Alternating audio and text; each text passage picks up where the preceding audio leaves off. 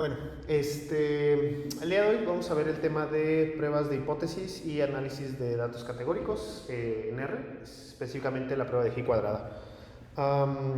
Básicamente vamos a dar un repaso de lo que tuvieron que haber visto en su clase de bioestadística, muy general, nos vamos a meter en toda la teoría de pruebas de hipótesis y pues vamos a hacer una estimación a mano de la prueba de G cuadrada y pues cómo se hace también en R. Ahora, para ejemplificar el tema de pruebas de hipótesis, vamos a utilizar un caso muy ejemplimático de una pregunta pico.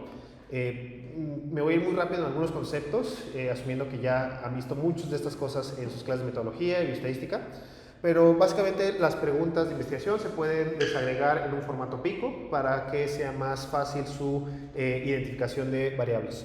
Entonces, vamos a utilizar esta pregunta como ejemplo. Evaluar el efecto de medicamento A sobre metas de LDL en pacientes postinfartados con medicamento B a un año de seguimiento. Entonces, si desagregamos esta pregunta en los elementos pico, tenemos estos puntos ya bien identificados, ¿no? Nada que no sepan de antemano. Ahora, esta pregunta la podemos conceptualizar en un esquema como el siguiente. Nos interesa comparar medicamento A con medicamento E en un año de seguimiento y ver cuántos de los pacientes que enrolemos en estos grupos de medicamentos desarrollan la metaterapéutica que a nosotros nos interesa, ¿no? Voy a definir metaterapéutica de LDL con este punto de corte de 55 de colesterol LDL, ¿no? Ahora, a partir de este escenario clínico, podemos hacer dos principales planteamientos, ¿no?, de lo que se esperaría que pasara al final. Primero, que el medicamento A será igual que el medicamento B, así de sencillo. Y el otro contraste de este resultado esperado es que el medicamento A sea diferente que el medicamento B. Puede ser mejor o peor, ¿no? Eso todavía no lo podemos asegurar, simplemente que sea diferente. Entonces, básicamente el resultado esperado de nuestro estudio está en alguna de estas dos posibles desenlaces o estos dos posibles planteamientos. Ahora, esto lo podemos trasladar a la teoría estadística como una hipótesis, ¿ok? Entonces, ¿qué es una hipótesis en el gran aspecto de la palabra? Es un planteamiento de lo que yo espero que pase en mi experimento, en mi estudio, en mis datos. Ahora, esto yo lo puedo ver dentro de un desenlace en específico.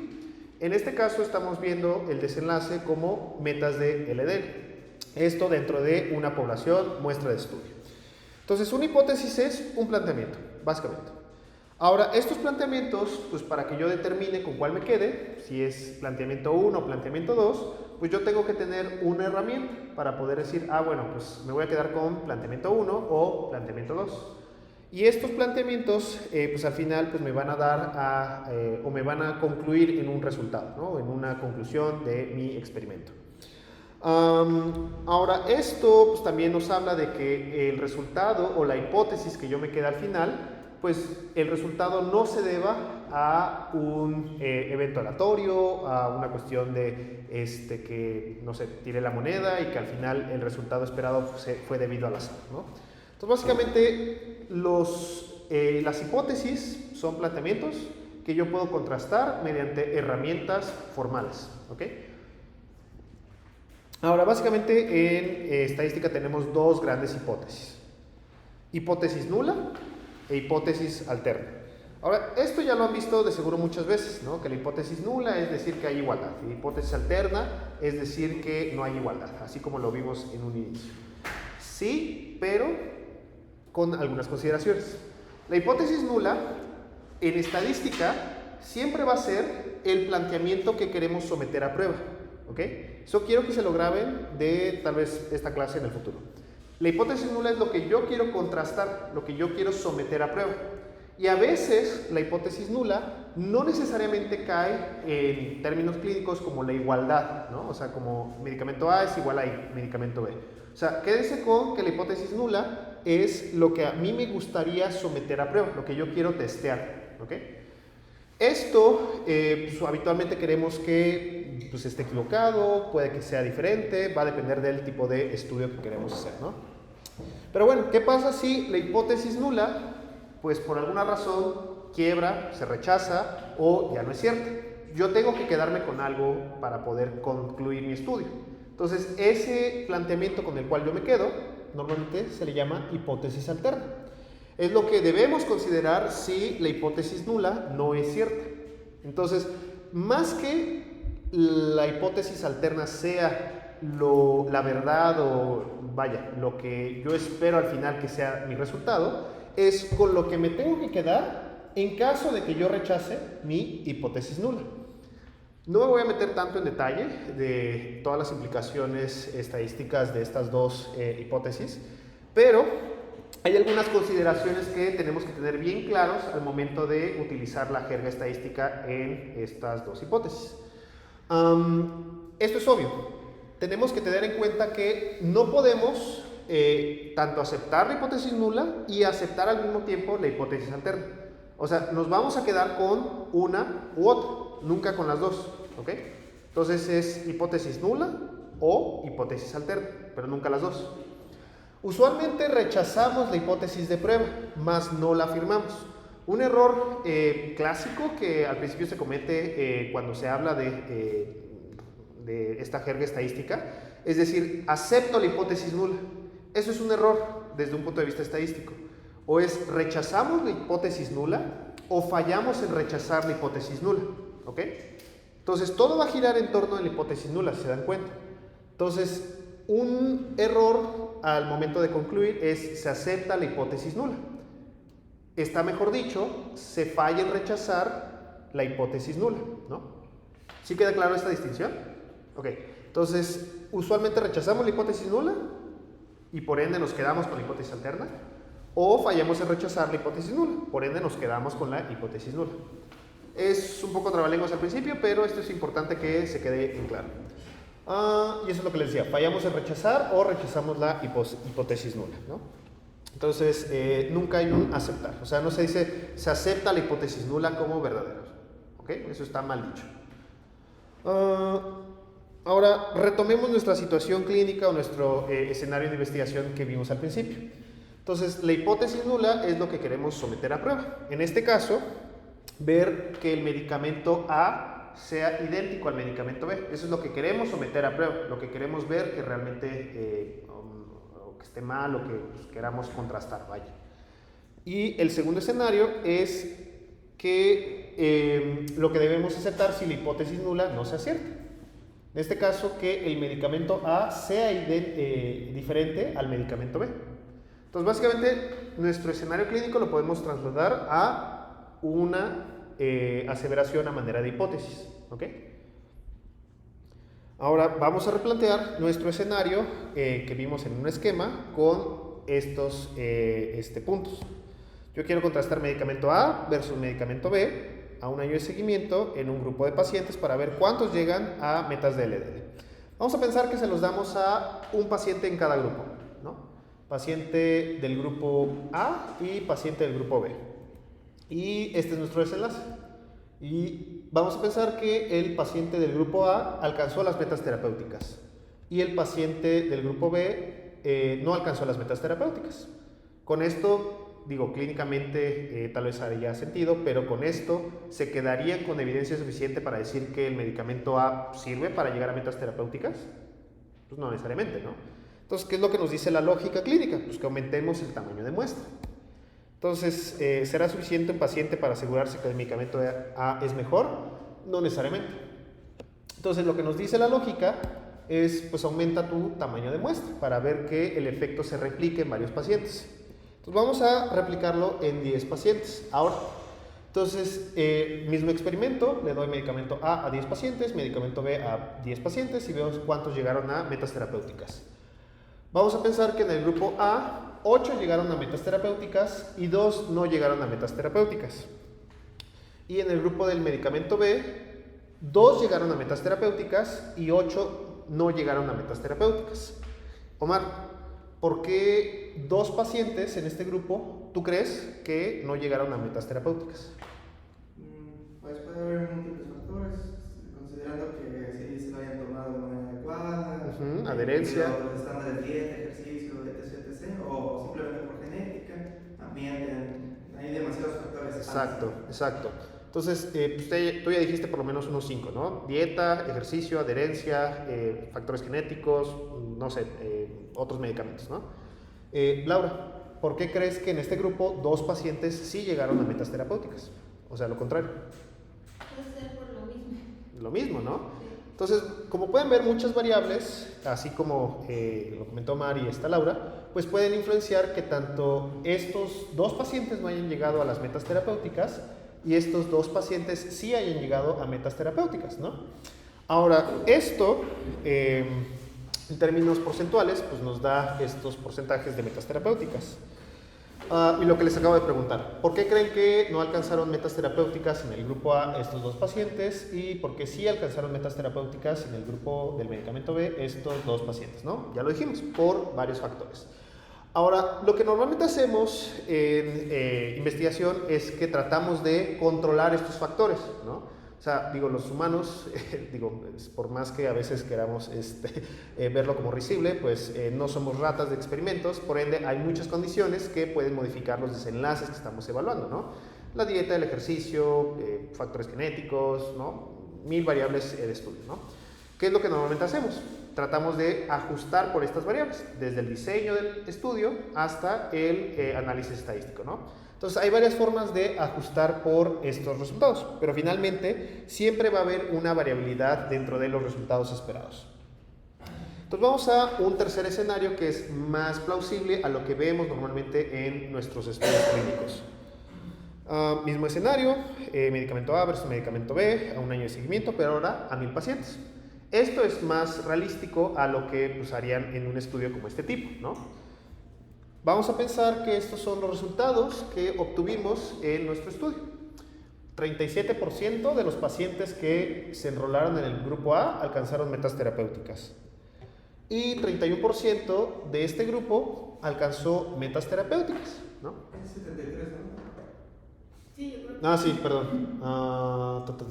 Están al revés los símbolos, pero finalmente, o sea, este es el porcentaje. Vamos a asumir que este es el porcentaje de metas terapéuticas, ¿no? Gracias por notarlo, Omar. Entonces, ya con estos resultados, nosotros tendríamos como una mayor certidumbre de que el medicamento A pareciera que hay una tendencia a que mejora las metas terapéuticas, ¿no? En concreto, pues pareciera que mejora en un 6% las metas terapéuticas, ¿no? Ahora, con estos resultados, que pues parecieran más de un estudio real, ¿qué tan certeros ustedes van a estar de decir que el medicamento A es diferente al medicamento B? O sea, ¿con qué confianza, con qué certeza, qué tanto se atreverían a decir que realmente estas diferencias se van a repetir en el siguiente estudio, y en el siguiente, y en el siguiente, y en el siguiente? Y más importante, en su práctica clínica. Entonces, pues para eso nos sirven las pruebas de hipótesis, para tratar de cuantificar esa incertidumbre en afirmar algo dentro de nuestro estudio, ¿no? Ahora, las pruebas de hipótesis estadísticas son un método formal, ¿ok? Y quiero que lo vean como es un método, una herramienta, o sea, algo con lo cual yo voy a establecer una conclusión dentro de mi estudio, ¿no? Del cual, pues, para determinar con cuál de las 2 hipótesis me voy a quedar. Al final, y esto es el otro resumen, lo que más nos importa de las pruebas de hipótesis estadística es un estadístico y un valor P para tomar una decisión, para saber sobre qué hipótesis yo debo quedarme, ¿ok? Entonces, el ultra resumen de las pruebas de hipótesis es que a partir de mis 2 planteamientos que yo voy a tener en un inicio, yo voy a aplicar una herramienta que se llama prueba estadística o prueba de hipótesis estadística. Y a partir del resultado de esa herramienta, yo voy a decidir con cuál de los 2 planteamientos me voy a quedar y qué voy a utilizar para tomar esa decisión, un estadístico y un valor P, que habitualmente van de la mano. Entonces, de seguro ya esto lo han visto en sus clases de bioestadística y de seguro lo han visto hasta el cansancio. O sea, ¿cuál es la definición de entonces el valor P? A mí me gusta verlo de 2 maneras. La definición canónica, que es una definición larga y hasta cierto punto confusa en un inicio, y una definición pragmática. Ahorita les voy a enseñar la definición pragmática.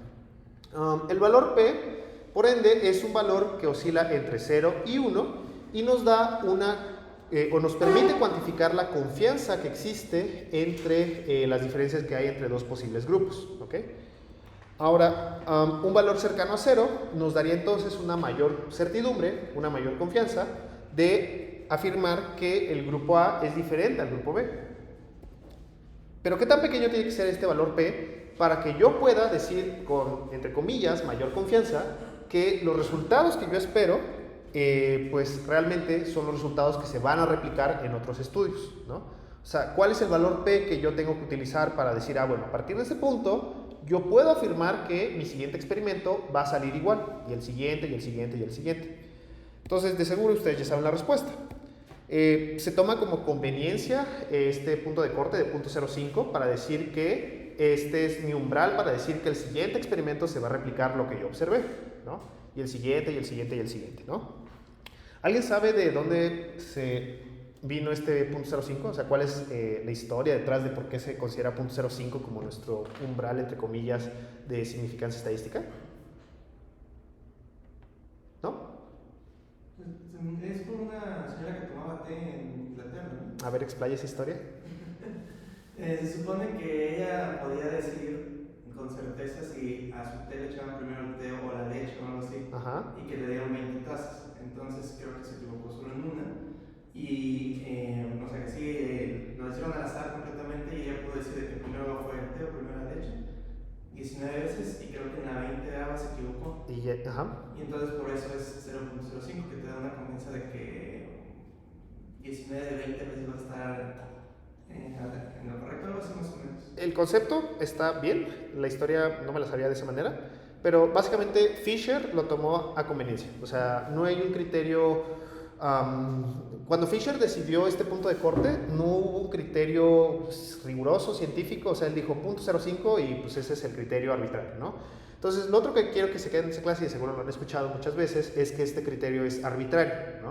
O sea, muchos artículos, no sé, revistas científicas lo aceptan como conveniencia, pero en realidad ustedes pueden tomar cualquier criterio para definir su umbral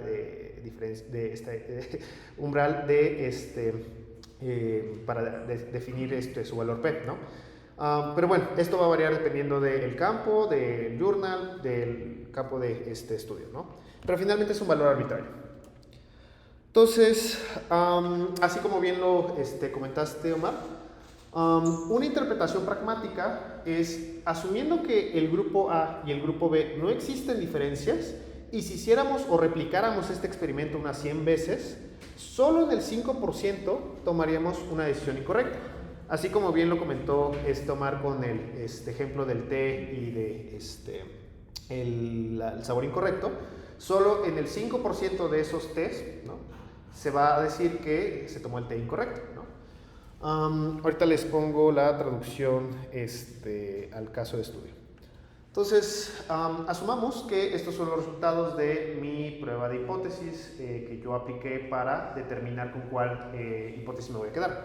Entonces, tengo los resultados del medicamento A, tengo los resultados del medicamento B. Voy a utilizar una prueba de hipótesis estadística o una herramienta, un test estadístico para sacar mi estadístico y mi valor P. Entonces, aquí tengo mi estadístico y mi valor P. Y yo tengo mis dos hipótesis originales. Entonces, déjenme ver por qué no aparece aquí. Ya, ok. Entonces, la definición canónica del valor P es que, dada la suposición de que la hipótesis nula es verdadera, el valor P se define como la probabilidad de obtener un resultado igual o más extremo de lo que realmente se observó en los datos. Esa es la definición del libro que van a encontrar en muchas bibliografías actualmente, ¿no? Pero ¿qué es lo que nos ayuda el valor P? De manera simplificada, nos ayuda a determinar si se rechaza o se falla en rechazar una hipótesis nula, ¿no? Eso es lo que realmente buscamos del valor P. O sea, decir con cierta confianza si rechazo una hipótesis nula o fallo en rechazar mi hipótesis nula. Para eso finalmente nos sirve el valor P. Por conveniencia, y si tomamos este umbral de 0.05 como nuestro punto de corte para decir si rechazamos o fallamos en rechazar, si el valor P de la prueba es menor que 0.05, rechazamos la hipótesis nula. Y si es mayor a 0.05, entonces fallamos en rechazar esta hipótesis nula, ¿no? Entonces, básicamente este es el ultra resumen de para qué nos sirve el valor P. Y si lo trasladamos a una definición pragmática, Entonces, con el ejemplo de estudio, podemos decir lo siguiente. Asumiendo que el grupo A y el grupo B no existen diferencias y si hiciéramos este experimento unas 100 veces, solo en 5% de esos experimentos, o sea, en 5 experimentos, nos vamos a equivocar en decir que el medicamento A es diferente al medicamento B. ¿Ok? Regresemos un poquito al ejemplo que vimos aquí. Ok. Entonces, estos fueron los resultados de mi estudio, ¿no? Tuve 37% de metas, 31% de metas en el grupo B. Pero ¿qué tal si yo replicara una segunda ocasión mi experimento? ¿No? Probablemente por estos factores que ya mencionó Mar, ¿no? Cuestiones genéticas, cuestiones ambientales, adherencia, etc. Vamos a pensar que en el segundo experimento ahora tengo 38% versus 35%. Sigue habiendo una predominancia en el grupo del medicamento A. Replicamos tercera vez este experimento y ahora pensemos que me sale un 35% versus 30%, ¿no? O sea, sigue habiendo una predominancia sobre el grupo A. Entonces, el valor P básicamente nos ayuda a decir cuántas veces de estos experimentos estos resultados no los voy a observar, ¿no? Entonces, si yo digo que mi umbral de significancia es a 0.05, yo estoy aceptando que únicamente en 5% de esos experimentos yo no voy a observar las diferencias que observé en mi estudio. O sea, en 5% probablemente las diferencias se invierten, ¿no? Favoreciendo ahora el grupo del medicamento B. Entonces, como hay más evidencia o como hay más resultados que favorecen el grupo del medicamento A, yo puedo rechazar la hipótesis nula, que dice que el medicamento A es idéntico al medicamento B. Por tanto, me puedo quedar con la hipótesis alterna, que dice que el medicamento A es diferente al medicamento B. Bueno, no sé. Esto fue un repaso genérico de esta parte de pruebas de hipótesis. ¿Dudas hasta aquí, este punto? A mí me gusta quedarme con esta definición porque hace alusión a dos puntos importantes. El primero nos habla de que al final el valor P no necesariamente nos habla de un efecto. Si se dan cuenta que yo no les estoy diciendo, pues el efecto del medicamento A es mayor que el medicamento B. O sea, aquí yo no les estoy diciendo cuántas veces más va a modificarse las metas de LDL, ¿no? O sea, solo estoy diciendo, pues, el 5% de estos experimentos me voy a equivocar en decir que hay diferencias. ¿Cuáles son esas diferencias? Bueno, eso se llama tamaño de efecto, ¿no? Eso ya es un punto y aparte. Y el segundo punto que aquí yo les muestro es que, y eso de seguro lo vieron en su clase de bioestadística. Aquí estoy enrolando a 1000 sujetos, pero ¿qué pasa si enrolo a 10.000 sujetos? Y ahora las diferencias se vuelven más estrechas. Vamos a pensar que salen 37% y 36%, ¿no? Y me sale el mismo resultado de la prueba G cuadrada. O sea, la prueba estadística y el valor P me orillan a rechazar mi hipótesis nula, pero hay una diferencia de 1%. Entonces, aquí vuelvo a este punto. No es lo mismo con esta prueba rechazar mi hipótesis nula y decir que hay una diferencia clínicamente significativa o real o clínicamente aplicable, ¿no? Entonces, esto es muy importante porque si lo ven de esta manera, o sea, con esta definición pragmática, ¿qué es lo que les haría como, o sea, cuál sería como el siguiente paso desde su punto de vista clínico? ¿Alguien se le ocurre? Evaluar el tamaño del efecto. O sea, no solamente quedarse con estas diferencias, sino que también evaluar qué tanto, o sea, son estas diferencias en términos de un efecto observable, ¿no? Insisto, esta no es una clase de estadística, pero ese es un punto que siempre les digo a mis alumnos de esa materia. Normalmente acompañen sus pruebas de hipótesis con una prueba de tamaño de efecto, para que también tengan una certidumbre de qué tanto se espera que varíen los grupos de estudio en términos del efecto que ustedes están evaluando, ¿no? Bueno, entonces, ¿cuáles son los pasos pragmáticos para realizar una prueba de hipótesis? Primero, una pregunta de investigación, ¿ok? Es lo más importante. Puede ser su pregunta de estudio, puede ser una pregunta que en ese momento se están haciendo para contrastar dos grupos en específico, pero finalmente partan de una pregunta. A partir de esa pregunta, identifiquen su variable dependiente e independiente. ¿Ok? O sea, ¿cuál es la variable dependiente que ustedes buscan contrastar y cuál es su variable independiente que ustedes buscan evaluar? ¿Ok? Establezcan a partir de su variable dependiente e independiente su planteamiento de hipótesis, o sea, cuál es su hipótesis nula y cuál es su hipótesis alterna. Calculen el estadístico de prueba que tengan de acuerdo a sus datos y a partir de esto definan el nivel de significancia deseado.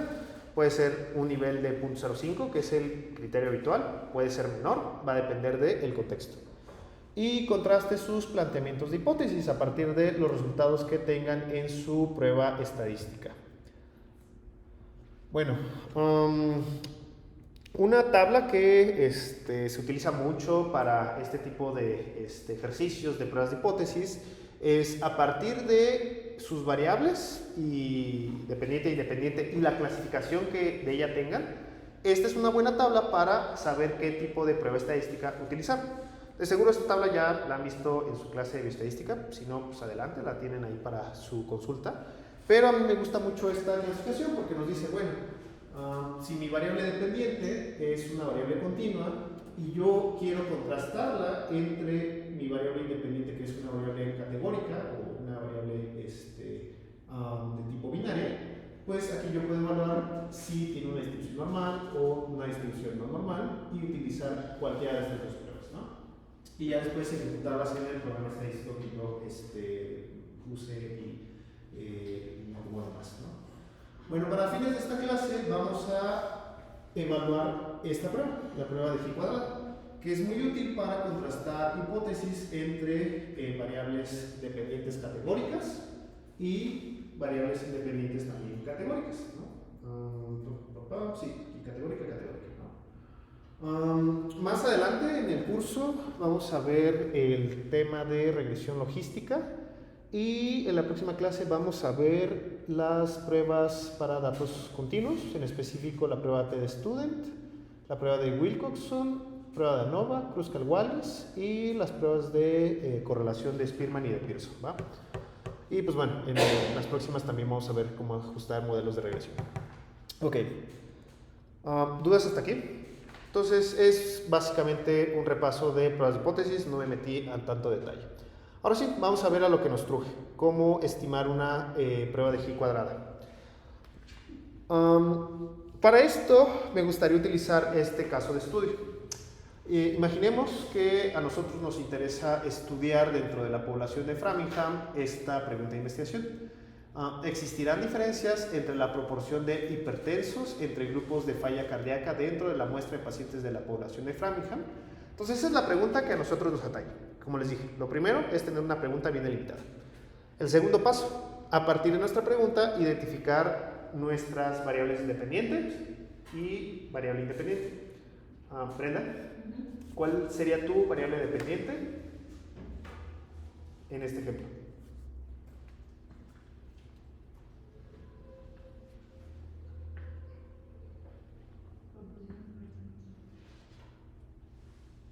Pues sería la hipertensión. ¿Estás segura?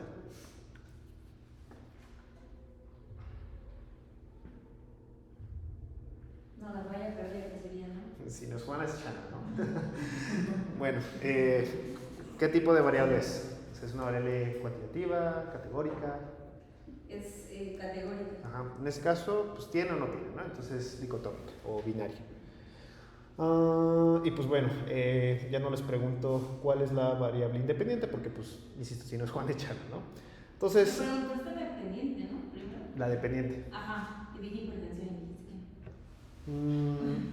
sí, cierto, ahí está al revés. Bueno, la variable dependiente en este ejemplo, está raro. Ahí es por la forma que está planteada. Sí, tiene O razón. sea, biológicamente, Ajá, y yo o sea, yo sí dije entiendo hipertensión. hipertensión es la variable dependiente. Ajá. Sí, hipertensión es, perdón, falla cardíaca es la variable dependiente y hipertensión es la variable independiente. Aquí no sé por qué está mal escrito. Biológicamente sería. Sí, justo. Pero eso sería la diferencia entre la proporción de Entre los Ajá. grupos. pacientes como está planteado. Sí, de hecho está mal en el cuadro. Mm, Es una persona muy inteligente por expresar. hipertensión arterial.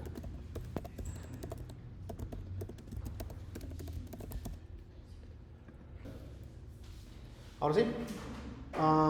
Pero bueno, al final el planteamiento de las hipótesis no varía mucho. La hipótesis nula, ya con la identificación de la variable dependiente e independiente, puede ser planteada de la siguiente forma. Mi hipótesis nula es que la proporción de hipertensos es independiente de la falla cardíaca, y la hipótesis alterna es que la proporción de hipertensos no es independiente de la falla cardíaca, o es dependiente. Vaya, si no es independiente, puede ser dependiente, ¿no? Entonces, ya tenemos mi pregunta, ya tenemos mi identificación de variable independiente-dependiente, y un consejo, la clasificación de cómo se mide su variable independiente-dependiente, y ya tenemos el paso 3, que es la hipótesis a contrastar. Entonces, con esto podemos utilizar nuestro cuadrito para poder saber qué prueba estadística voy a utilizar. Entonces, si mi variable dependiente es una variable categórica y mi variable independiente es una variable categórica binaria, yo puedo utilizar una prueba de G cuadrada, ¿no? Ahorita vamos a ver para qué se utiliza la prueba exacta de Fisher. Pero bueno, les presento la prueba de G cuadrada. La prueba de G cuadrada es una de las pruebas estadísticas más utilizadas, pero también de las pruebas estadísticas peor utilizadas, diría yo. Básicamente es una sumatoria de la resta al cuadrado de los valores observados menos los esperados entre los valores esperados. Ahorita lo vamos a ver en un ejemplo para que vean de dónde salen los componentes de esta prueba. Pero básicamente sirve para poder comparar proporciones entre dos o más grupos, ¿ok? Esto de seguro ya lo han aplicado empíricamente. Esto nada más es para dar un repaso. Por ejemplo, comparar la proporción de muertes en pacientes recibiendo dos tratamientos, o comparar la proporción de hipertensos entre grupos de falla cardíaca, en el caso que vimos anteriormente. Solo admite datos nominales, eso es un punto importante. Las frecuencias representan conteos individuales donde no necesariamente hay un orden o jerarquía, y pueden ser agrupadas en tablas de contingencia de 2x2, 2x3, 3x4, o sea, en tablas con un arreglo matricial en la configuración que ustedes quieran y gusten, ¿no? Se puede utilizar para variables ordinales también, también es una prueba utilizada en este caso, pero tradicionalmente se utiliza para variables nominales, como el caso que vimos anteriormente. Algo importante son pruebas que se utilizan para variables que son exclusivas o mutuamente excluyentes. Por ejemplo, en el caso anterior, si no perteneces al grupo de falla cardíaca, pues no perteneces al grupo de que no tiene falla cardíaca. O sea, si tienes falla cardíaca, no puedes no tener falla cardíaca, ¿sí explico? Y en caso contrario, o sea, si tienes hipertensión, no puedes no tener hipertensión, vaya. O sea, o es un grupo o es un otro. Bueno, estos son los pasos concretos para calcular una prueba de G cuadrada. Si quieren, vemos el ejemplo y ya después vemos los pasos para que queden más entendidos como los pasos ya formales, para que lo vean como un resumen. Entonces, paso número 1, calcular las frecuencias esperadas de cada celda de la tabla. Para poder obtener las frecuencias esperadas, primero hay que hacer una tabla de contingencia de 2x2, ¿ok?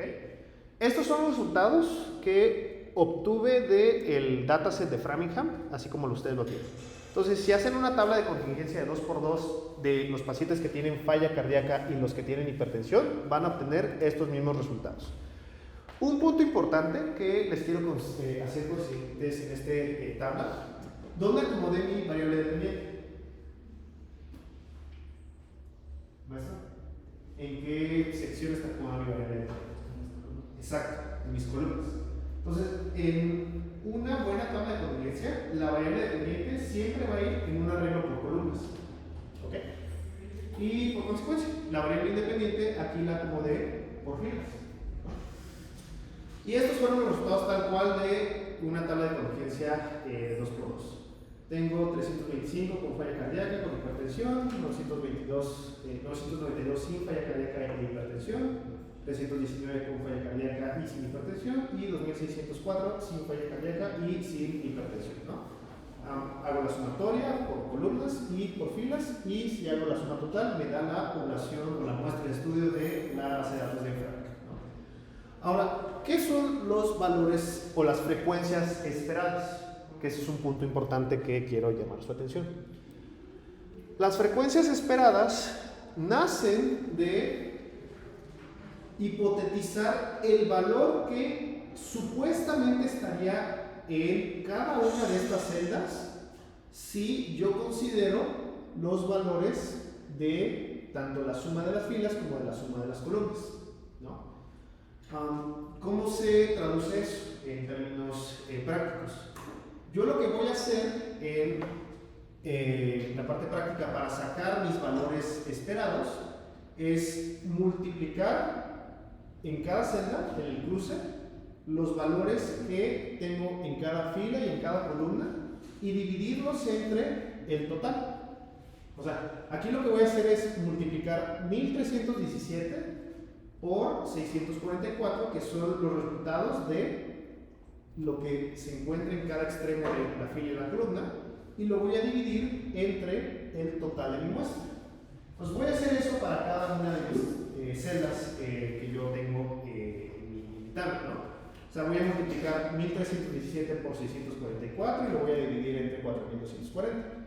Lo mismo para la celda B. Voy a multiplicar 1317 por 3596 y lo voy a dividir entre el total de mi muestra. Hago lo mismo para cada una de mis celdas y obtengo este resultado. Estas son mis frecuencias observadas. ¿Qué quiere decir esto? Asumiendo que las dos variables no dependen ni de una ni de otra, esto es lo que yo esperaría tener de resultado en esta tabla. O sea, asumiendo que no hay una relación entre la hipertensión y la falla cardíaca, este es el número esperado que yo esperaría tener, vaya, la redundancia, de gente con falla cardíaca y con hipertensión arterial. ¿Sí? Entonces tendría que tener 200 pacientes con falla cardíaca y con hipertensión arterial. 1116 sin falla cardíaca y con hipertensión arterial. 4433 sin hipertensión y con falla cardíaca y 2479 sin falla cardíaca y sin hipertensión. ¿Okay? Entonces, esto es lo que hipotéticamente tendría que tener si no hay relación entre una variable y la otra. Entonces, el paso 2, calcular el estadístico G cuadrado. Entonces, el estadístico G cuadrado, ¿qué nos dice? Primero tengo que restar los valores observados de cada celda menos los valores esperados, elevarlos al cuadrado y dividirlo entre el valor esperado, ¿no? Entonces, ¿cómo se traduce eso en la práctica? ¿De dónde sale este 325? De los que yo observé, de los que salieron de mi tabla de contingencia de mis datos reales. ¿De dónde sale este 200? De los esperados. O sea, del número de pacientes que hipotéticamente tendría que tener si no hay una relación entre la hipertensión y la falla cardíaca. ¿Por qué se eleva al cuadrado? Exacto, porque puede dar un número negativo, ¿no? Entonces, si quiero manejar números positivos, tengo que quitarle ese posible signo negativo. Entonces, lo elevo al cuadrado para quitarle ese signo negativo y lo divido entre el valor esperado. Y eso al final lo hago con cada celda y al final voy a sumar todos esos resultados, ¿no? Entonces, aquí lo que estoy haciendo es, repito, mi valor observado de mi tabla de contingencia real, le resto el valor esperado que yo obtuve de la multiplicación de cada cruce de celdas, lo elevo al cuadrado para quitarle el posible signo negativo, lo divido entre el valor esperado para estandarizarlo a esa celda y al final me va a dar un numerito. Ese numerito se llama el estadístico de G cuadrado. Entonces voy a tener este numerito para cada una de mis celdas. Entonces, si yo hago todas estas operaciones aritméticas, me va a salir este resultado, ¿no? Entonces, ¿Alguien pudiera darme tal vez una interpretación cualitativa de, o sea, cómo se podría interpretar este numerito? ¿Ok? ¿No? De manera cualitativa, nos dice qué tan lejos, es una métrica de qué tan lejos mis datos se alejaron de lo que yo esperaría en mis variables si no hubiera una relación. Es la diferencia. Exacto, exacto. O sea, ¿qué tan lejos te, ¿qué tan lejos te alejaste? ¿Qué tanto o qué tan grande es esa diferencia de lo que tú observaste entre lo que tú tendrías que haber tenido, ¿no? Entonces, si se dan cuenta, hay celdas que tienen estadísticos G cuadrada más grandes que otros. Por ejemplo, este nos dice, pues tú observaste muchísimo más gente con hipertensión y falla cardíaca de lo que realmente hubiese esperado si no hubiese una relación entre tus dos variables. Y ven, aquí tú observaste entre comillas, una distancia menos grande de gente sin hipertensión y sin falla cardíaca. Entonces, al final, yo lo que tengo que hacer es sumar estos estadísticos, de ahí la sumatoria, y al final tengo mi estadístico de G cuadrado global. ¿Ok? Entonces, yo sumo estos estadísticos y me da ese 133. Entonces, el paso 3, ya que obtengo mi estadístico de G cuadrada, es determinar los grados de libertad de una tabla. La fórmula o la forma de obtener los grados de libertad en una tabla de distribución G cuadrada es que al número de filas que yo tenga en mi tabla de convergencia le voy a restar 1 y lo voy a multiplicar por el número de columnas menos 1. Si tengo 2 filas y le resto 1, me voy a quedar con 1. Y si lo multiplico por mi número de columnas, que son 2, y le resto 1, me voy a quedar con 1. Entonces, al final, 1 por 1 era 1. Entonces, mis grados de libertad que yo voy a seleccionar en mi clásica tabla de distribución de G cuadrada, yo voy a seleccionar este 1, ¿no? Entonces, muchas configuraciones de tablas que se utilizan en investigación clínica pues son arreglos de 2x2, 2x3, 2x4, o sea, es muy raro que tengan, no sé, grados de libertad de más de 4 inclusive, ¿no? Entonces, este es el numerito mágico para determinar su umbral, para determinar su significancia estadística en una prueba de G cuadrada, ¿no? Entonces, si yo asumo que mis grados de libertad es 1, entonces lo que sigue es hacer el cruce entre mi probabilidad para determinar mi punto de corte de rechazo de mi hipótesis nula. Si mi umbral es 0.05, entonces este es mi estadístico crítico para determinar mi decisión de mi hipótesis. Si es de 0.01, este es mi estadístico crítico, y si es de 0.001, este es mi estadístico crítico, ¿no? Entonces, el estadístico para determinar una decisión es este, 3.841. Entonces, ustedes ya de seguro saben que deben contrastar sus dos estadísticos, su estadístico calculado y su estadístico teórico. Entonces, el paso 5 es comparar el valor P con el nivel de significancia alfa. Entonces, considerando su valor crítico de 3.841, ustedes tienen que contrastarlo con el estadístico que ustedes obtuvieron. Como es mayor, entonces ustedes toman una decisión. La decisión es rechazar la hipótesis nula, ¿no? Que eso fue lo que al principio utilizaron como criterio para decidir con cuál de las dos pruebas quedarse. Entonces, si rechazan la hipótesis nula, que dice que la proporción entre hipertensos es independiente de la falla cardíaca, se van a quedar con su hipótesis alterna, que dice que la proporción entre hipertensos no es independiente de la falla cardíaca, es decir, depende de una de la otra, ¿no? O sea, la proporción de hipertensos es dependiente de la falla cardíaca. También puede ser visto al revés, eso ya es otro tema de estudio, pero finalmente hay una relación entre una variable y la otra.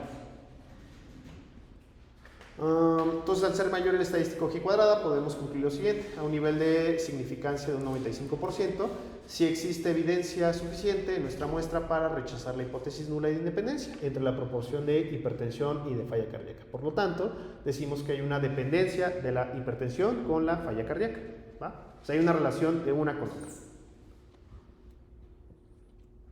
Muy bien. Entonces, esta fue una breve clase de cómo calcular una prueba de G cuadrada a mano. Ahora vamos a hacerlo en R. ¿Dudas en este punto? ¿Ya habían calculado pruebas de G cuadrada a mano? Bueno, es muy sencillo. ¿Cómo? Ya se cuenta. Sí. Sí, en la práctica, digo, no es ya nadie hace cálculos de pruebas de G cuadrada a mano. Es como muy de la vieja escuela. Pero bueno, siempre es bueno saber de dónde sacamos los estadísticos que estamos utilizando. Ok, entonces vamos a abrir nuestro código de R que vamos a utilizar en esta sesión. ¿Todos ya tienen el código? Ok.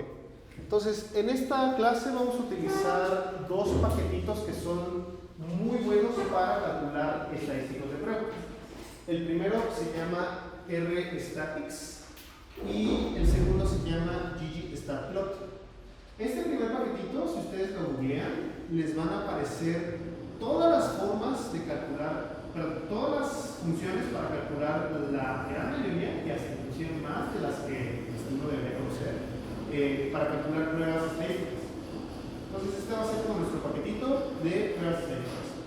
Y ggstatplot lo que va a hacer es graficarnos estas pruebas estadísticas. O sea, hacernos un gráfico muy rápido de estas pruebas que vamos a ver. Entonces, primero cargo mis paquetitos. ¿Algún problema en cargar los paquetitos? Ok. Ya aprendieron la lección y ya vieron que hay que instalar los paquetes antes de venir a la clase. Ok. Asigno un directorio de trabajo para que de ahí extraiga mi base de datos. Y vamos a trabajar con la base de datos de Framingham en formato XLS, que es la base que hemos estado trabajando también en las tareas, ¿no? Bueno, entonces la primera parte es una carga de librería y nuestra base de datos. La segunda parte es una recodificación de mis variables con todo lo que ya hemos visto en todo este curso. En este apartado tal vez no me voy a detener tanto en explicar algunos puntos, pero sí me gustaría, a manera de repaso, que ustedes también me dijeran qué es lo que estamos haciendo con cada parte del código. Omar, en esta sección del código que estamos haciendo. Cambiando el nombre de las variables en inglés a variables en español. Exacto. Sin embargo, pues continuamos con las mayúsculas. No sé si le voy a aplicar a clean names, pero funciona bien. Podrías aplicar un clean names, digo, para fines de la clase, pues aquí yo se lo dejé así, ¿no? Ok, aquí estoy convirtiendo variables continuas a numéricas para corregir el error que tuvo Oscar y que de seguro pues ustedes ya vieron en su tarea. Aquí estoy creando variables categóricas con la función de mutate. ¿Para qué nos sirve la función de if-else, Laura? ¿Esta? Para clasificarlo, ¿no? Ajá. Por ejemplo, dan de 65 años, van a ir de menores de 65 años y van a quedar como los que no y los que sí tienen. Ajá. Entonces aquí, ¿cómo voy a codificar a los que sí tienen mi condición? Exacto, ¿no? Entonces, si mi variable nueva se va a llamar edad-65, yo voy a condicionarla a que aquellos que tengan una edad de menos de 65 sean ceros y los que no sean unos, ¿no? Pudo haberlo hecho al revés, ¿no? O sea, aquellos que tengan más de 65 les pongo el 1 y los que no pues, tengan el 0, ¿no? Pero pues aquí también es otra forma de codificarlo, ¿no? Lo mismo puedo hacer con mi condición de hipercolesterolemia, hiperglucemia, hipertensión arterial, ¿no? Y aquí, Ale, aquí ¿qué estoy haciendo en esta fila que estoy subrayando? O sea, le estoy pidiendo que los que tengan presión sistólica mayor a 40 Ajá. y diastólica mayor a 90 los codifique como 1. Exacto.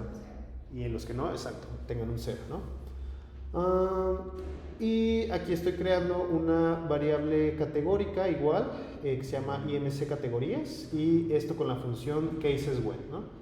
Entonces aquí mi variable de IMC, si es menor a 25, yo le voy a asignar el 1, si está entre 25 y 30, el número 2, y mayor a 30, el número 3.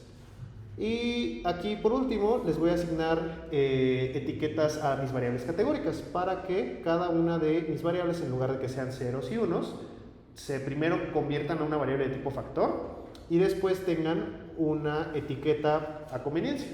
Entonces aquí, si se dan cuenta, tengo mi variable sexo masculino, tiene estas categorías 0 y 1 y aquí tienen estas etiquetas, femenino y masculino, ¿no?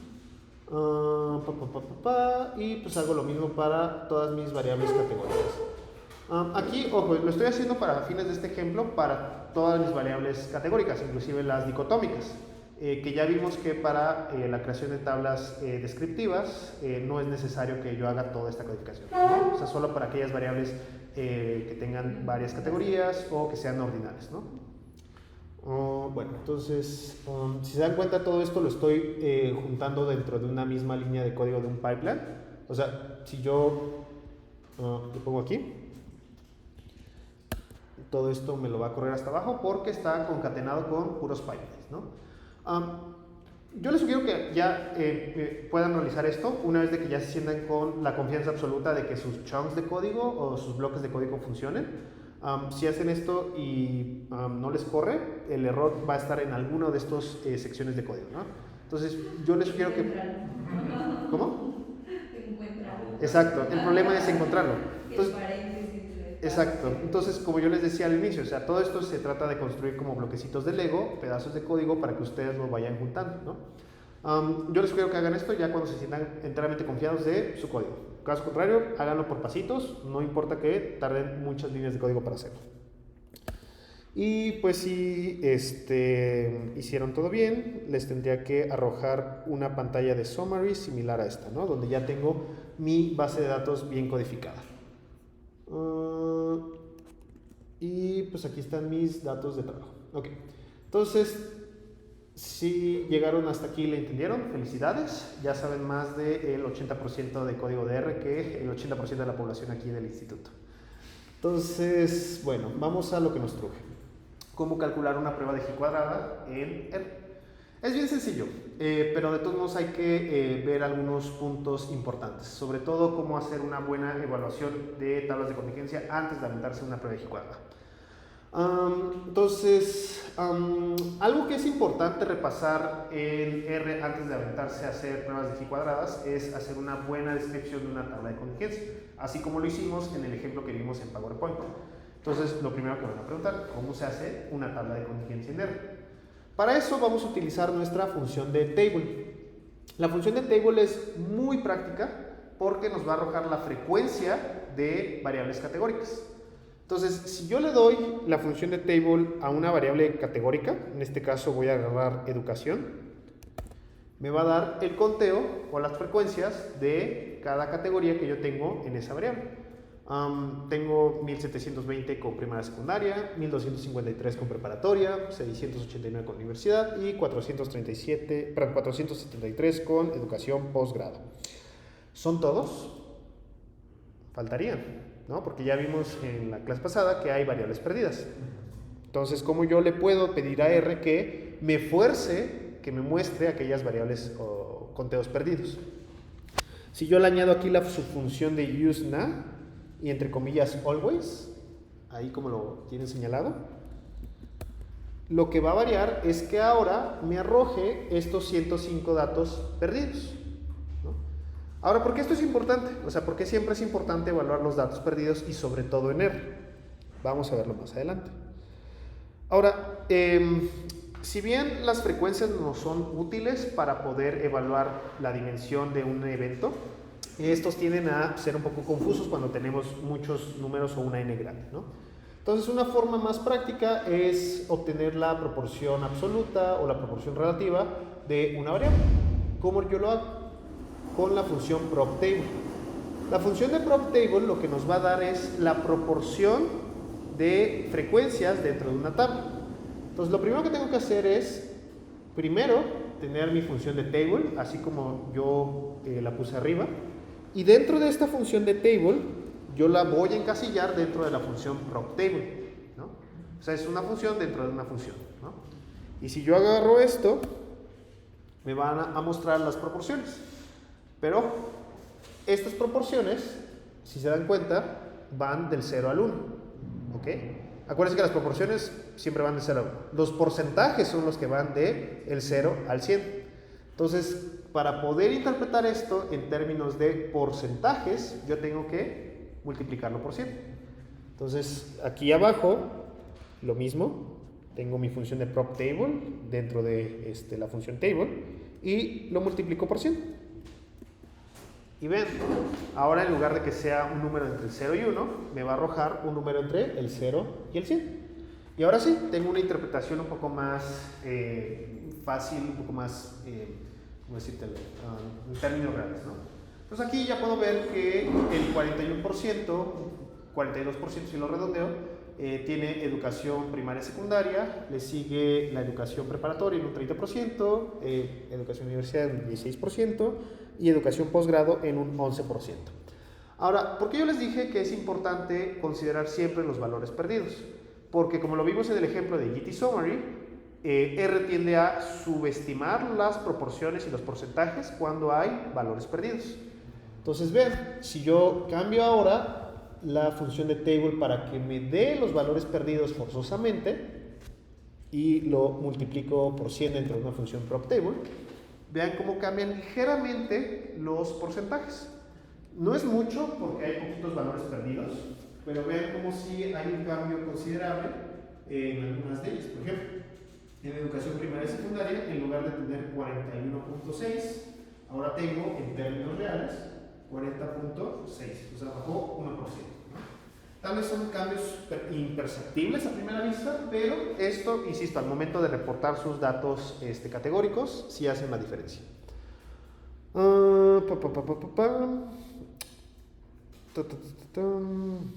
Si multiplicamos por 100, obtenemos el porcentaje relativo, el porcentaje absoluto. Es lo mismo que les acabo de decir. No sé por qué esta parte está duplicada. O sea, creo que esto está duplicado. No sé por qué. Ok. Bueno, entonces, esa es una forma de poner las proporciones absolutas dentro de R. Ahora vamos a ver cómo se ponen nuestras tablas de contingencia a partir de estas mismas funciones. Entonces, vamos a poner primero nuestra variable que a nosotros nos interesa que aparezca en filas. Y después voy a poner mi variable que a nosotros nos interesa que aparezca por columnas. ¿Ok? Entonces, primero me va a aparecer mi variable de sexo, porque yo se lo especifiqué primero, y después me va a aparecer mi variable de puntuación por columnas, porque se lo especifiqué después. ¿Ok? Y si cambian este orden, o sea, si se dan cuenta aquí, el sexo, bueno, la variable de sexo masculino está primero, ahora lo voy a pasar al revés, cambia la configuración de esta tabla de contingencia. A ver, aquí lo muestro para que sea más evidente. O sea, en lugar de que me aparezca por columnas de educación, ahora me va a aparecer por columnas el sexo, ¿no? Pero se dan cuenta, las frecuencias siguen siendo las mismas. O sea, el conteo de las frecuencias va a ser el mismo, lo único que va a cambiar es el arreglo de como yo se lo pedí. Ahora, yo puedo hacer lo mismo de calcular mis proporciones con las funciones de prop table.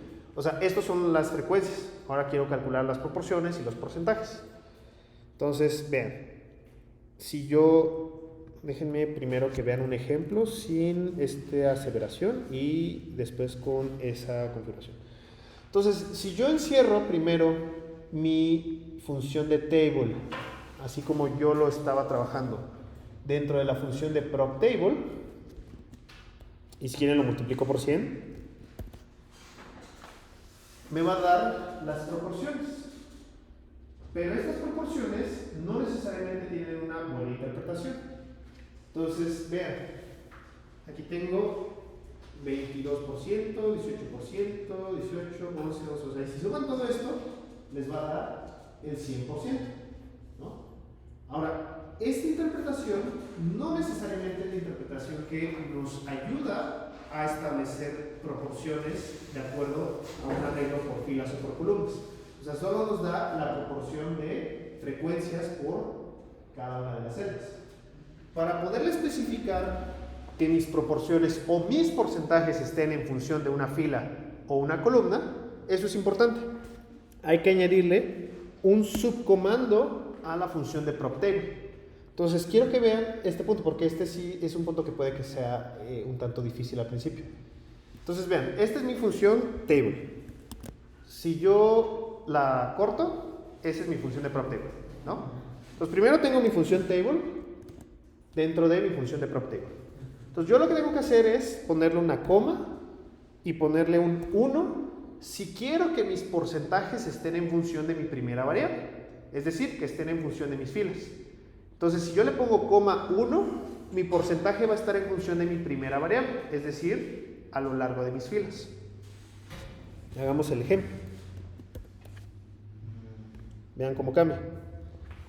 Porque eso es importantísimo que lo sepa distinguir en R.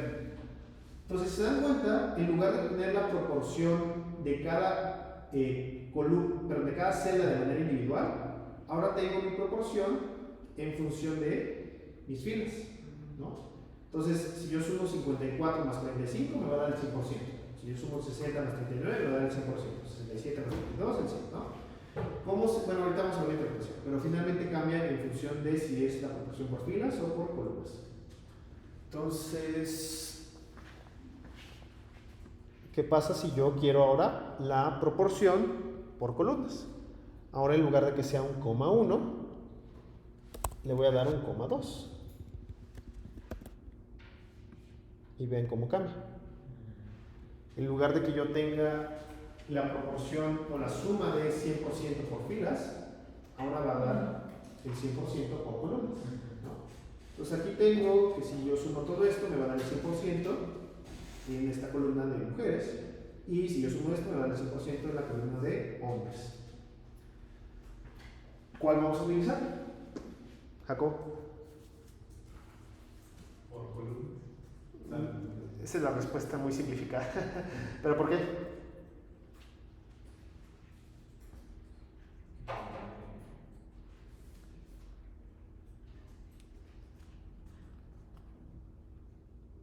¿A alguien se le ocurre por qué normalmente utilizamos esta forma de interpretar los datos? ¿Tiene que ver con la variable de dependencia e independiente? Ajá, justo. O sea, va a depender muchísimo de qué es lo que queremos comparar, ¿no? Y sobre todo va a depender mucho de la pregunta que originalmente nos hicimos en un principio, ¿no? Si quisiéramos comparar la proporción de educación entre hombres y mujeres, esta es la forma en la que yo lo tengo que evaluar.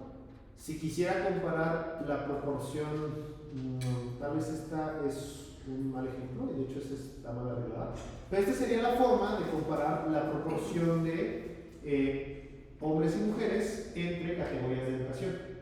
O sea, va a cambiar finalmente la interpretación y la forma en la cual yo arreglo mi tabla de contingencia. Pero de manera clásica, esta es la forma correcta de arreglar nuestras tablas de contingencia cuando tengo una pregunta como la que me hice en la diapositiva al principio, ¿no? Tengo mi variable independiente por filas y mi variable dependiente por columnas. Y el porcentaje habitualmente siempre va a estar por columnas, ¿no? Entonces es una forma adecuada de comparar proporciones o porcentajes entre columnas. Y bueno, porcentaje por filas para otras variables. Por ejemplo aquí. Sí, aquí se los puse. Este es otro ejemplo. Si queremos saber el porcentaje relativo. No sé por qué este código está como extra. Ignoren este. Pero este es otro ejemplo, ¿no? Bien. Este es una tabla de contingencia para evaluar las categorías de hipertensión entre las categorías de falla cardíaca, pero los porcentajes están por filas. Entonces, si quisiéramos interpretar bien los porcentajes, lo que tendríamos que hacer es cambiar la forma en la cual se estiman los porcentajes. En lugar de que sean por filas, tengo que hacerlo por columnas. Y ven, ahí cambia por completo la configuración de las proporciones, ¿no? Entonces, esta forma es más correcta para poder comparar una pregunta de investigación. Entonces aquí ya se los puse. Si añadimos una coma después del comando de prop table, me va a arrojar diferentes configuraciones de proporciones. Si es coma 1 va a ser porcentajes por filas, y si es coma 2 va a ser porcentajes por columnas, ¿va? Y la interpretación es completamente diferente. Ya, ok.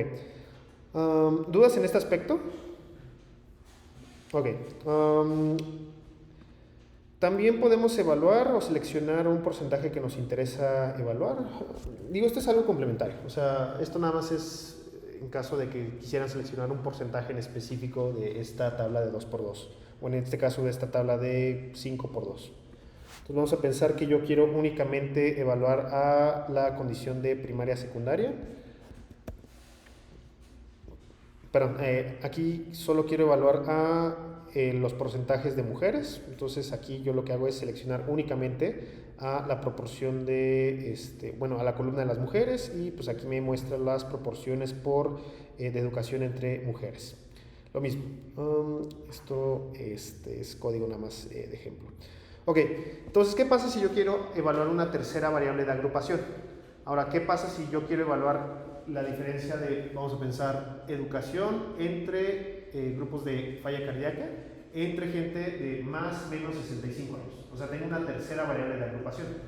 Entonces, la forma de hacerlo es igual, con la función de table. Yo tengo una primera variable, se dan cuenta aquí. Yo tengo otra segunda variable, y esta sería mi tercera variable. Entonces, la tercera variable dentro de este caso sería mi variable de estratificación, ¿no? O sea, ver la tabla de contingencia entre grupos de, en este caso, edades de 65 años. Entonces, vamos a ver qué es lo que me arroja cuando ejecuto este código. Bien. Me arroja mi tabla de contingencia de educación y sexo en la gente menor a 65 años y en la gente de más de 65 años, ¿ok? Y pues puedo aplicarle lo mismo, o sea, sacar la proporción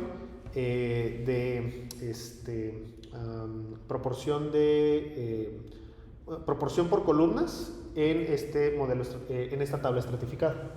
Entonces la forma de hacerlo es un poquito distinta a lo que vimos en el ejemplo previo. Con esta función de 3,2 lo que me dice es sácame las proporciones en función de mi tercera variable y hazlo por columnas. Es básicamente, o sea, una forma en R para especificarle que la proporción sea por columnas. Entonces vean, aquí tienen su variable de educación, su variable de educación entre hombres y mujeres, y lo tienen estratificado entre grupos de menos de 65 y más de 65. Y el porcentaje, aquí se dan cuenta, va a sumar el 100% para este grupo, 100% para este grupo, 100% para este y 100% para este, ¿no? Y así pueden evaluar una estratificación entre proporciones de grupos, ¿no? Bueno, esto nada más es anecdótico para que puedan ver cómo es que se hace. Y si lo multiplican por 100. Y si lo multiplican por 100, les va a dar el resultado pues ya en términos de porcentajes. Ok, entonces esta es la forma en la que funciona la función de table y prop table para hacer tablas de contingencia. ¿Ok? Ahora sí, vamos a nuestro ejemplo de esta clase. Cómo calcular una tabla de contingencia y cómo hacer una prueba de G cuadrada a partir de esta tabla de contingencia. Entonces, paso número 1, ir replicando los mismos pasos que vimos en la diapositiva. Primero, hacer una pregunta de investigación de lo que yo quiero contrastar en una prueba de hipótesis.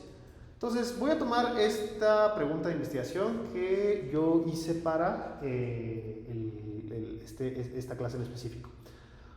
¿Existen diferencias entre la proporción de hipertensos entre grupos con y sin falla cardíaca? Es la pregunta que vimos en el PowerPoint. Entonces esta es la pregunta que quiero contestar. Identifica la variable dependiente e independiente y su clasificación. Entonces mi variable dependiente, aquí está al revés. Mi variable independiente sería hipertensión arterial y mi variable dependiente sería sujetos con y sin falla cardíaca. Entonces, aquí es el mismo ejemplo, el mismo error que repliqué en el Word, en el PowerPoint. Entonces, mi variable dependiente es sujetos con y sin falla cardíaca y mi variable independiente es la hipertensión arterial. Establezca sus planteamientos de hipótesis. En este caso, tengo que establecer dos. Mi hipótesis nula nos dice que la proporción de hipertensos es independiente de la falla cardíaca. Y la hipótesis alterna nos dice que la proporción de hipertensos no es independiente de la falla cardíaca. Por ende, hay una dependencia tanto de la hipertensión como la falla cardíaca. O sea, una depende de la otra. Ahora vamos a hacer una tabla de contingencia. Entonces, mi tabla de contingencia yo la tengo que arreglar de tal forma como yo establecí mi clasificación de variable independiente y dependiente. Entonces, mi variable dependiente, como yo les dije, tiene que ir en columnas. Y mi variable independiente tiene que ir por filas. En R, ¿cómo lo hago? Como yo les dije. Primero, en la función de table, tiene que ir mi variable que va a ir por filas. Por ende, en R, en la función de table, mi variable independiente va a ser la primera que yo ponga. Y después tengo que poner mi variable dependiente para que me lo arregle por columnas. Entonces, esta sería mi tabla de contingencia de 2×2 que yo tendría que hacer para poder hacer mi prueba de G cuadrado. Ahora, pues esta tabla de contingencia pues ya nos da como una magnitud de si hay o no hay una relación entre una variable y otra. A mí me gusta verlo con un gráfico. Entonces, si yo le pongo plot, en lugar de que diga table, o sea, si se dan cuenta, aquí tengo esta configuración de variables. Lo único que voy a cambiar es, en lugar de table, plot. Entonces, si yo le doy plot, vean, como que ya me da una magnitud un poco más visual de cómo es la relación entre mis variables. Ahora le toca al maestro Oscar. Ayúdame a interpretar este gráfico. Sí, claro. Bueno, ahí sería del 100% de pacientes con, en este caso, sin hipertensión actual. Ajá. Pues un pequeño porcentaje tienen falla cardíaca incidente comparado con una mayor proporción en aquellos que tienen hipertensión. Exacto. Bueno, y que tienen falla cardíaca, ¿no? Tienen falla cardíaca. Me gustó esa interpretación. Creo que te enfocaste más como en la gente que no tienen hipertensión arterial. Otra forma de verlo es que del grupo que tiene hipertensión arterial hay una mayor proporción de falla cardíaca incidente comparado con el grupo sin hipertensión arterial, ¿no? O sea, donde vemos que hay una menor proporción de falla cardíaca incidente. O sea, hay más falla cardíaca incidente en este grupo que en este, ¿no? Y visualmente ahí lo pueden ver. O sea, es más grande este bloque oscuro que este bloque en este grupo. Vamos a ver que este gráfico lo vamos a refinar para que esta sea como una forma visual y potente de representar su hipótesis de estudio. Ok, entonces el paso intermedio es que ustedes realicen las proporciones para poder hacer una descripción preliminar de su evento. Entonces, vamos ahora a describir esta figura en términos porcentuales, ¿no? En términos numéricos. Entonces, si ven esta tabla de 2×2 donde la proporción está por columnas, pueden ver que dentro del grupo que tiene falla cardíaca incidente, el 50%, bueno, 50.5% tiene hipertensión arterial, comparado con el grupo sin falla cardíaca incidente, pues únicamente el 27.5% tiene hipertensión arterial. En otras palabras, es más grande la proporción de hipertensos en el grupo de falla cardíaca incidente comparado con el grupo sin falla cardíaca incidente. Entonces eso ya nos da una magnitud numérica y tanto visual de si hay o no una relación de estas dos variables. Ahora sí, paso 4, calcular el estadístico de prueba. Muy sencillo, vean cómo es que se calcula con la función de chi-q-test. Vean, ¿qué se dan cuenta aquí? Aquí yo metí mi función que contiene mi tabla de contingencia, ¿no? En el arreglo que yo utilicé para establecer mis proporciones en este grupo, ¿no? O sea, donde primero va mi variable independiente y después va mi variable dependiente. Entonces, si yo meto esta función de table dentro de la función de chi-squareTest, me va a dar mi estadístico de prueba y mi valor P. Esta es la n en la cual hizo el estadístico, o sea, la n total de estudio, el estadístico G cuadrada, el valor P, los grados de libertad, el método que se utilizó y pues nos da una representación entre comillas rápida de qué tan pequeño fue el estadístico de valor P, ¿no? Esto es un punto que siempre me preguntan, o sea, ¿por qué aparece este 30? Digo, parecería obvio, pero no sabrá la gente que me dice, bueno, ¿y por qué aparece este 1.19 menos 30? Todo el mundo sabe, ¿verdad? No es necesario que lo explique, ¿verdad? Pero es notación científica. Pero así tiene muchos ceros. Les especifico 30 ceros. Exacto. Tienes 30 ceros después del punto decimal. No saben la cantidad de investigadores que me han preguntado, oye, ¿y este punto 30 qué es? Es como, Y pues de verdad como que a veces digo, ¿en serio me tengo que detener a explicar ese punto? Pero bueno, hay muchos ceros después del punto, ¿no? Entonces el valor P es muy chiquito. Bueno, entonces ya con esto paso al último paso, que es contrastar mis planteamientos de hipótesis. Entonces hay una conclusión concreta, formal, estadística, que desde un punto de vista de rigor estadístico es la conclusión más adecuada. ¿Qué nos dice? Que a un nivel de confianza del 95% existe evidencia suficiente que muestra que nuestra muestra se puede rechazar la hipótesis nula de independencia entre la proporción de hipertensos y falla cardíaca. Esa es la conclusión formal, rigurosa, estadística que bien pueden utilizar para fines de cualquier reporte estadístico.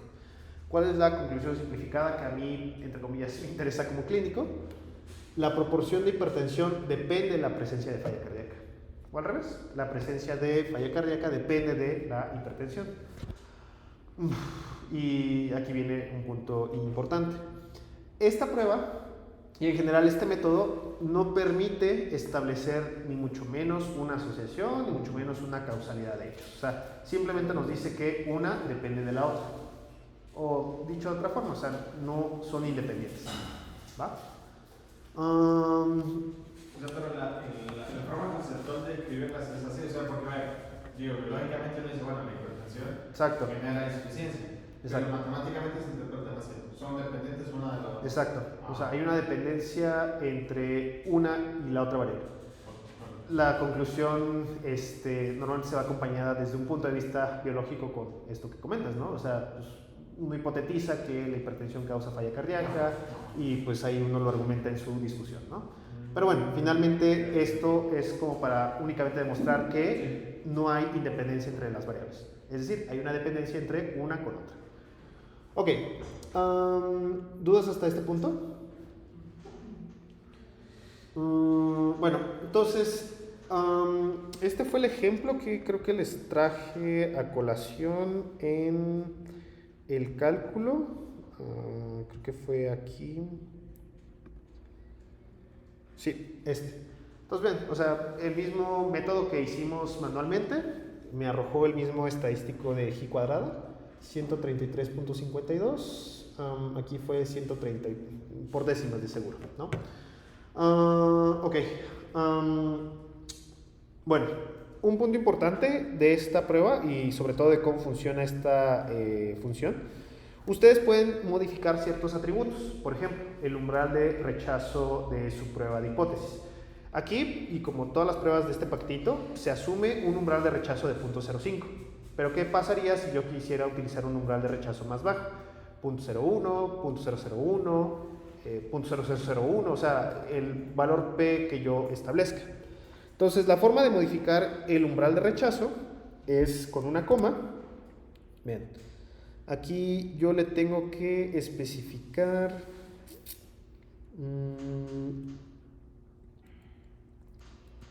simulate p-value, creo que es este. No. Ay, ¿dónde está?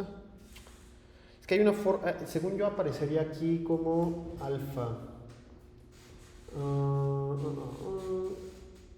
Se las debo. Este punto déjenme investigarlo porque no me acuerdo ahorita cómo se hace ese punto.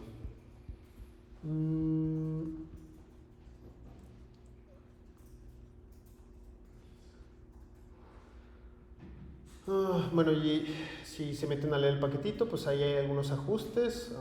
Normalmente estos se utilizan cuando son algunos, sobre todo cuando tienen pocos datos, se puede hacer una simulación del valor P, se puede hacer un ajuste de Bonferroni, no es necesario que lo veamos en esta clase. Pero aquí viene la corrección de Yale, que ahorita vamos a ver. No me acuerdo, se los tengo que investigar, ¿va? Entonces déjenme ver cómo se hace la corrección para que el valor P sea diferente, pero bueno.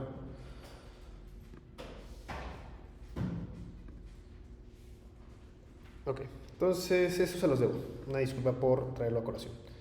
Bueno, vamos a ver dos aclaraciones de la prueba de G cuadrada, que son muy importantes, sobre todo cuando tenemos datos o frecuencias pequeñas. De seguro ya han escuchado de la famosa corrección de Yates y de la prueba de Fisher. La corrección de Yates es una modificación de la prueba de G cuadrada para que se añada de manera artificial un 0.5 en las frecuencias esperadas de sus datos. La idea detrás de esta modificación es que ustedes puedan, entre comillas, balancear los datos o las frecuencias pequeñas en alguna de estas celdas. Entonces vamos a pensar que en alguna de sus celdas de su tabla de contingencia tuvieron valores pequeños. Cuando hablamos de valores pequeños hablamos de 2, de 3, de 4, o sea, menos de 10 finalmente, ¿no? Entonces la corrección de Yates lo que hace es darle una estimación un poco más acertada a esta prueba de G cuadrada. Esta corrección de Yates se sugiere que se utilice cuando tienen conteos de menos de 5 en alguna de sus tablas alguna de sus celdas de su tabla de contingencia. Entonces, si al momento de hacer su tabla de contingencia tienen un conteo de menos de 5, yo les sugiero que hagan una corrección de Yates. ¿Qué otra aproximación se puede hacer cuando tienen conteos menores a 5? Porque esta también ha sido como motivo de crítica, o sea que es un como número artificial o pues es como una corrección entre comillas como arbitraria. Una prueba de Fisher. La prueba de Fisher, si bien no les va a dar una interpretación como lo hace la prueba de G cuadrada, lo que les va a arrojar es un estadístico de Fisher y un valor P para sacar la misma conclusión. O sea, al final eso es lo que les interesa, sacar una conclusión de si hay una independencia o una dependencia de sus variables. Se utiliza para lo mismo, para cuando tienen valores pequeños o frecuencias pequeñas. Entonces, cuando hagan sus tablas de contingencia y vean que alguna de sus frecuencias es menor a 5 o menor a 6, pueden utilizar una corrección de Yates o una prueba de Fisher. Finalmente las dos sirven para lo mismo, tratar de hacer una estimación un poco más exacta de alguna de sus frecuencias pequeñas. ¿Por qué no solamente no usamos Fisher y se acabó? Esa es la otra conclusión, o sea que te ahorres como la corrección de Yates y utilices una prueba de Fisher directo, ¿no? Pero me refiero en general, o sea, todas las proporciones las podemos analizar con Fisher y ¿hay alguna razón por la cual preferiríamos usar G cuadrada en lugar de Fisher? Sí, la prueba de Fisher al final vamos a ejecutarla para que veas lo que te arroja. La prueba de Fisher lo que nos arroja es un valor P, igual que lo que vamos a interpretar de la prueba de G cuadrada, ¿no? El problema de la prueba de Fisher es que no nos va a dar un estadístico de prueba como tal, por ende, algunos críticos de la literatura estadística te van a decir, bueno, necesito aparte de tu valor P un estadístico, ¿no? Velo como una opción cuando tienes frecuencias bajas, nada más. Al final los dos te van a dar el mismo resultado. Igual puedes utilizar pruebas de Fisher para todo, pero pues, por conveniencia siempre se va a utilizar una prueba de G cuadrada para comparar frecuencias entre variables categóricas, ¿no? También con una n menor a 20, ¿no? O sea, como punto de corte también se marca con este 20. Digo, sabemos que lo de las frecuencias bajas, pero... Pues siempre te van a decir para frecuencias bajas, pero pues, ¿cuánto es en realidad una frecuencia baja? Al menos en la última lectura de un libro de estadística que me eché, consideran frecuencias bajas a menos de 10, ¿no? Por celda. Por celda. Ajá. O sea, si tienes una celda con un conteo menor a 10, yo te sugiero que utilices una prueba de Fisher o una corrección de Yates. Cualquiera de las dos. Son igual de válidas. Pero al final la conclusión es esa. O sea, pues, lo que te interesa es esto. O sea, la interpretación de si hay independencia o hay una dependencia de variables, ¿no? Y ahí no puedes ver los valores esperados. Pues los podrías calcular. Porque creo que justo de ahí también decides hacer la de Fisher, ¿no? Si tienes valores esperados muy bajitos. Bueno, más bien son los valores observados. O sea, si tus valores observados son menores a 10, entonces ahí sí aplicas una prueba de Fisher o una corrección de Yates. Entonces, en este caso, no aplica tanto. Y bueno, en este dataset en específico no aplica, pues porque tienes en todas tus celdas conteos de más de 10, ¿no?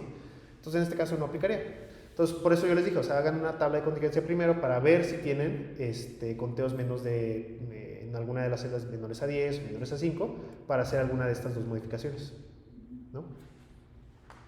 Pero sí quedó claro este punto. Sí, es que me acordaba que sí lo sacabas con los valores esperados menores a 1, creo. Son los valores observados. Yo también tenía que siempre eran los Unos eran esperados. observados y otros eran, o sea, observados menores de 5 y esperados menores de 1.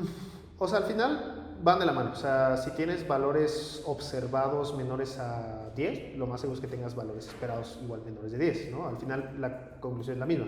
O sea, tienes que hacer una corrección. De cualquier forma, o sea, si tienes valores observados en alguna celda menor a 10, no sé, 1, 2, 5, lo que sea, o valores esperados también menores a 10, o sea, la conclusión es esta. O sea, utiliza una prueba de Fisher. Al final te va a dar el resultado ideal, ¿no? O sea, en este caso, pues tienes diferencias entre los grupos, ¿no? Ok. Y este punto, bueno, este punto no sé si lo vieron en su clase de bioestadística, pero la prueba de G cuadrada también es bien imperfecta para n's grandes. Y esto para en general cualquiera de las pruebas estadísticas que utilicen.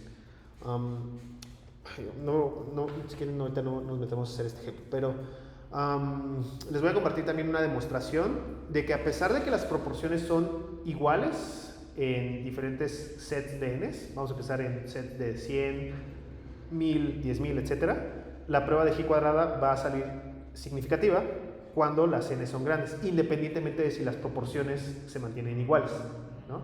Entonces, pues también siempre es considerable ver con una tabla de contingencia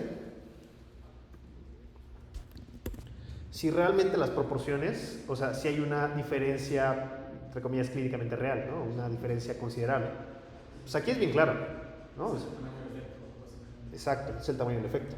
Entonces, aquí es bien notable, o sea, que casi el doble de la gente que tiene falla cardíaca tiene hipertensión. Es dos veces más frecuente la hipertensión en el grupo de falla cardíaca.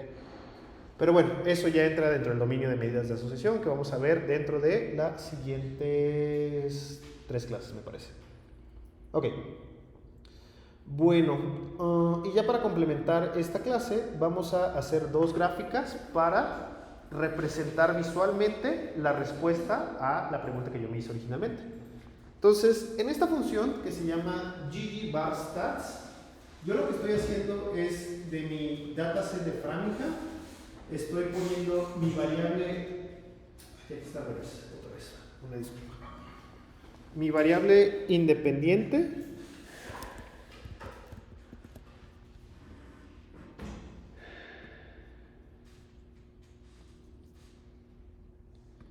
sí, no, espera. No, sí, está bien. Sí, está bien. La variable independiente va en el eje de las X y la variable dependiente. Sí, está bien. Mi variable dependiente siempre va a ir en el eje de las Y, ahorita que lo racionalizo, ¿no? Hipertensión arterial. Aquí tengo en el eje de las X la gente con hipertensión y en el eje de las Y la gente con falla cardíaca. Debería ir al revés, creo.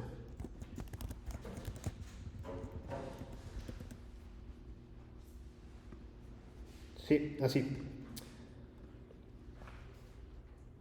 Entonces, aquí, sin falla cardíaca, ¿cómo falla cardíaca? Sí.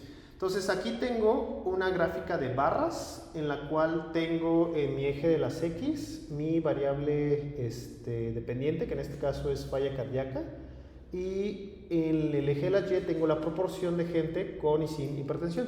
O sea, es básicamente la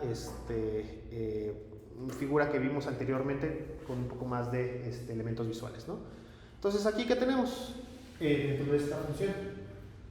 Tenemos mi estadístico G cuadrada, mi valor P, y esta es una estadística del tamaño del efecto. Nos habla de qué tantas veces en desviaciones estándares más alta una condición sobre otra. En este caso nos habla de que es hasta 18% más alta la condición de hipertensión arterial en el grupo, en este caso sería con falla cardíaca, que en el grupo sin falla cardíaca. Entonces aquí esto nos habla de un tamaño de efecto finalmente. No nos vamos a meter ahorita en la clase de tamaño de efectos, pero básicamente esa es una medida de tamaño de efecto para tratar de evaluar qué tantas diferencias en proporciones tenemos entre dos grupos. Bueno, y también esta función nos arroja por columnas el conteo que tengo en cada condición. Es decir, tengo 3.596 gentes sin falla cardíaca y 644 gentes con falla cardíaca. Y las respectivas proporciones de hipertensión arterial. Entonces, vean, aquí el grupo sin falla cardíaca es más frecuente la condición de no tener hipertensión arterial. ¿Por qué marca 2 P's? ¿Cómo? Pone 2 P's, ¿no? Esta P lo que nos habla es de porque se puede hacer una prueba de G cuadrada en una tabla de contingencia de 2 por 1. O sea, se puede hacer una prueba de G cuadrada para establecer si hay independencia en el grupo de falla cardíaca de tener o no tener hipertensión arterial, ¿no? O sea, nos habla de que si hay diferencias de proporciones de hipertensión arterial entre el grupo de falla cardíaca. Pues aquí vemos que no, o sea, los dos grupos son idénticos. Y pues aquí se ve muy clara, ¿no? La diferencia. Sigo teniendo la duda. Esta es la... Esta es la... justo la tabla de contingencia. Y este es el arreglo matricial que yo hice. Sí, esta es la tabla de contingencia que yo hice. Y estos son los porcentajes correspondientes. Sí, así tendría que quedar la tabla de contingencia acoplado con mi figura de NER. Entonces, sí, una disculpa, estaban al revés las variables. Ahí sí les pido una disculpa. Entonces, en el eje de las X va la variable independiente y en el eje de las Y va la variable dependiente. Y puedo hacer lo mismo con un gráfico de pastel. Aquí nada más déjenme cambiar las variables y vean, con la función ggpystats solamente tengo que especificar el dataset, mi variable independiente y mi variable... Están al revés. Mi variable independiente y mi variable dependiente.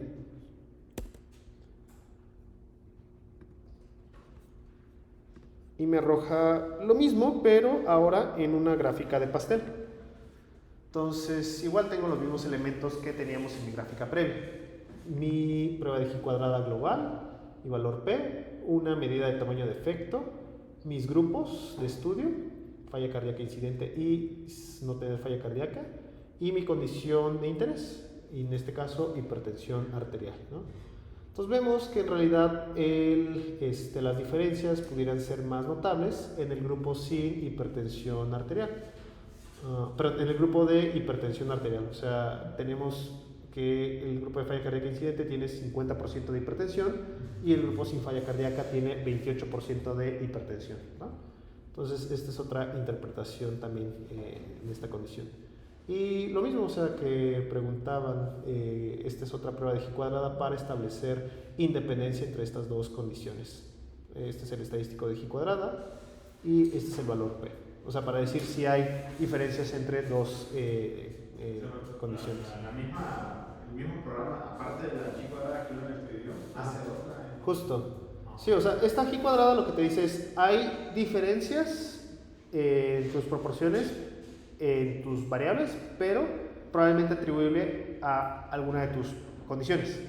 En este caso, pues la condición que predomina es la gente con hipertensión arterial, o sea, es más grande esa proporción y probablemente eso es lo que haga que existan esas diferencias.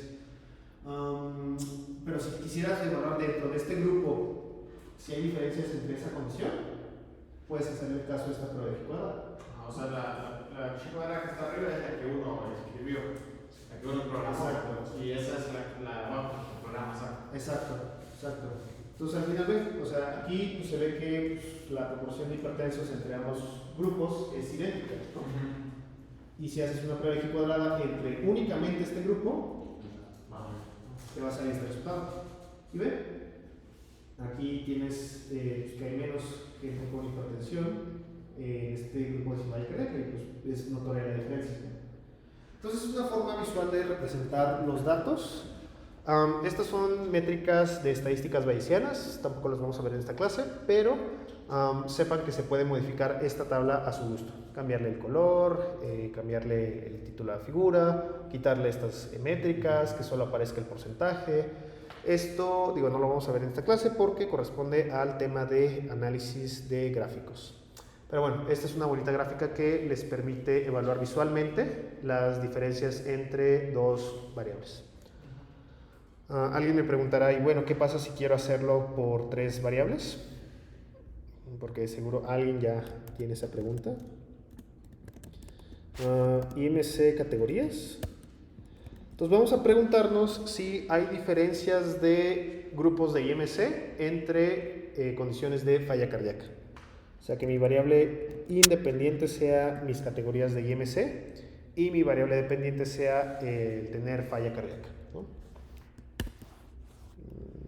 Y lo voy a replicar acá. Vean. Mis dos grupos, falla cardíaca incidente y sin falla cardíaca incidente, y pues aquí tengo mis categorías de IMC.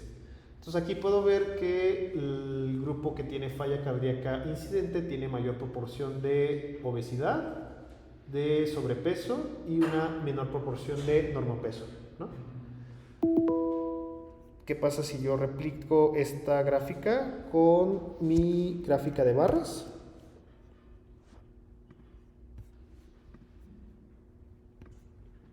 Tengo lo mismo, ¿no? Ustedes ya ven cuál es más útil, o sea, visualmente. O sea, es igual, ¿no? Pero, o sea, visualmente, ¿cuál es más útil? Esta. ¿Por qué? Exacto, o sea, porque es más, visualmente es más fácil hacer una evaluación entre bloques. Exacto, entre cada condición, ¿no? Pues vean, o sea, visualmente pues el bloque aquí verde, que es el de la obesidad, pues es más grande en el grupo de falla cardíaca, el grupo naranja de sobrepeso es más grande que este grupo de falla cardíaca incidente, y el bloque de normopeso es más chiquito que el grupo de falla cardíaca, sin falla cardíaca, ¿no? Y como consejo, y esto lo vamos a ver en la clase de visualización de datos, siempre utilicen este tipo de gráficos, ¿no? Entonces vayan olvidando de las gráficas